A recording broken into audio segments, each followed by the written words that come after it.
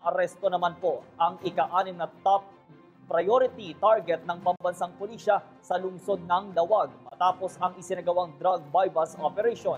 Batay sa ulat, nakilala ang suspect na si Mark Atod, 33 taong gulang, residente ng Barangay 60A, Kaawakan, Lawag City, Ilocos Norte at dati daw empleyado ng Armed Forces Police Savings Lending Agency Incorporated.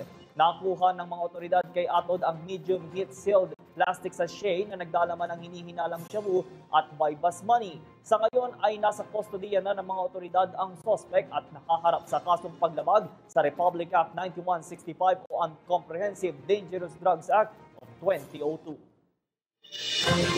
Dahil pa din po sa patuloy na kampanya kontra droga ng pamahalaan, naaresto din po ng mga otoridad ang 4 na individual dahil sa isinagawang drug bypass operation sa isang hotel sa Naga. Batay sa ulat, nakilala ang mga suspect na sina Alan Gonzalco, Rodel Lantajo at Alejandra Lardizabal at ang kapatid nito.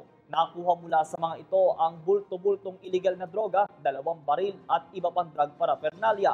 Mananatili ding committed ang pamahalaan sa pakikipagtulungan sa pulisya at local government units na sugpuin ang paglaganap ng illegal na droga na siyang sumisira sa peace and order ng bansa at sa buhay ng mga kabataan. Hi! Ako si Ria Fernandez. Mag-subscribe na sa PTV YouTube channel. I-click lang ang subscribe button.